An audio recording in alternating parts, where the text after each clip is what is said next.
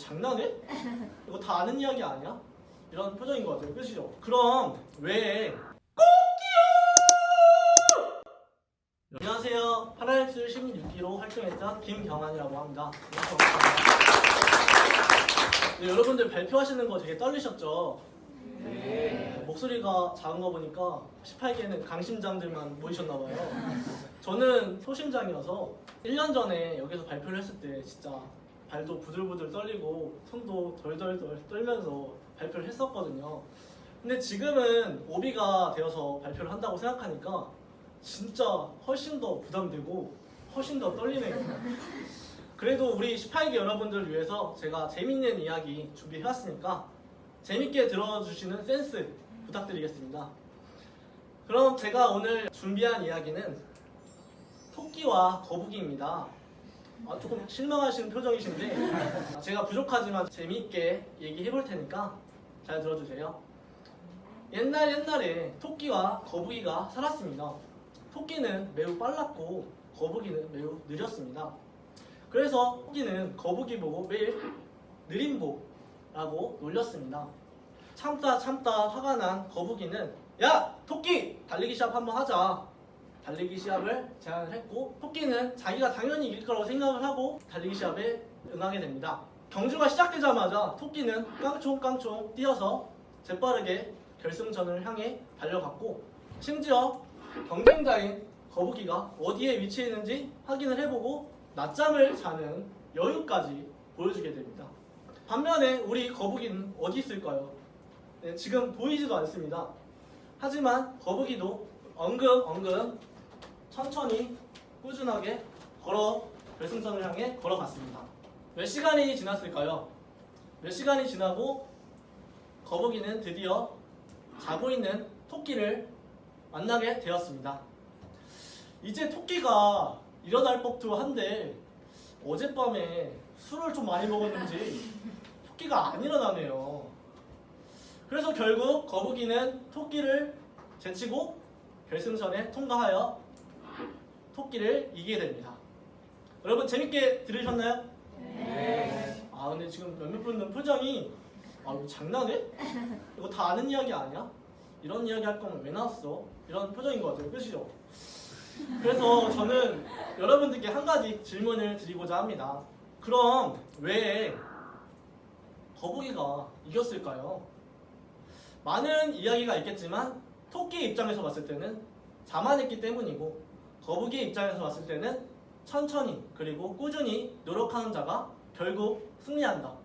이러한 뻔한 교훈, 뻔한 이야기 동의하시나요? 네. 네, 좋습니다. 네, 이런 뻔한 이야기라고 저도 예전까지 생각을 했었거든요.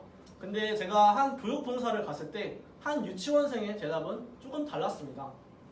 그 유치원생은 거북이가 이긴 이유에 대해서 이렇게 말했습니다. 선생님, 거북이가 이긴 이유는 토끼는 경쟁자를 보고 달렸지만 거북이는 목표를 향해 달렸기 때문입니다. 저는 이 이야기에 대해서 한동안 잊고 있었다가 2018 러시아 월드컵을 보면서 다시 한번 떠올리게 됐습니다. 이때 당시 우리나라는 스웨덴과 멕시코에게 연달아 패하면서 2002년 월드컵 이후 최악의 성적을 받고 있었습니다. 설상가상으로 마지막 경기는 독일과의 경기가 남아있기 때문에 더욱더 암담했습니다. 많은 사람들은 경쟁자인 독일을 보고 우리나라에게는 희망이 없다라고 말했습니다. 독일 선수들조차도 경쟁자인 대한민국을 얕보고 밤늦게까지 게임을 하고 술을 마시며 컨디션 조절을 하지 않았다고 합니다.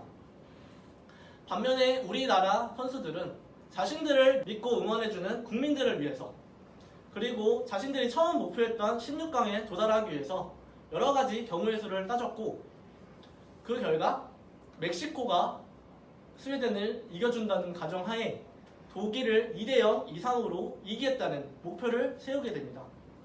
그리고 그 결과는 어땠을까요? 경기 끝납니다. 대한민국 2대0으로 독일을 꺾었습니다. 세계 랭킹 1위 독일을 꺾는 장면입니다.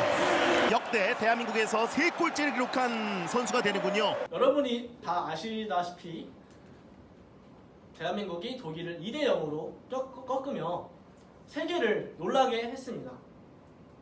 저는 이 경기가 끝나고 이런 생각을 했습니다.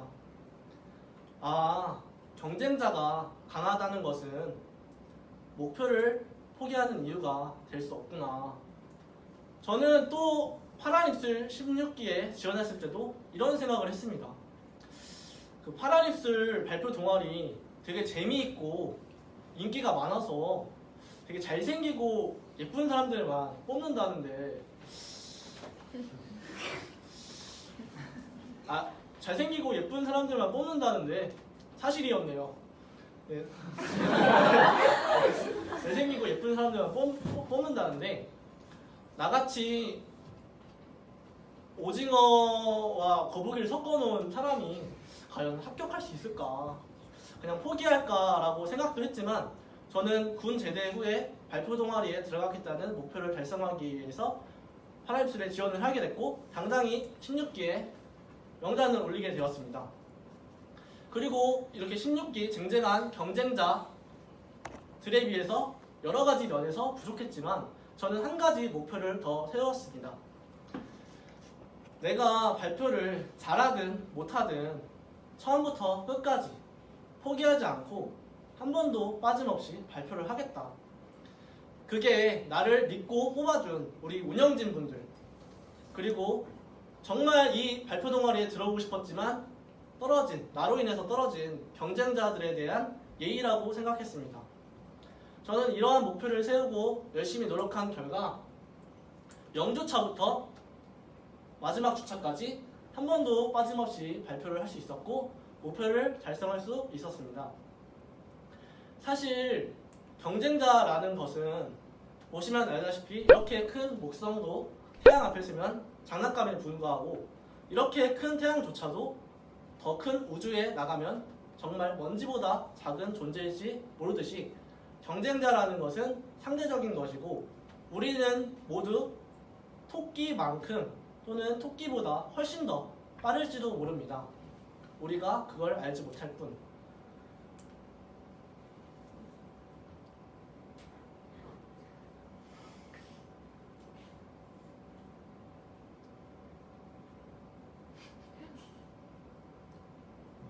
거북이 진짜 빠르죠? 저는 거북이 아니고 말인 줄 알았습니다. 네.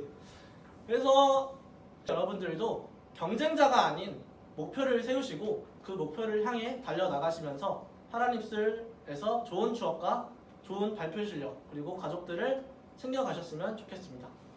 그럼 파란입술 18기 화이팅입니다.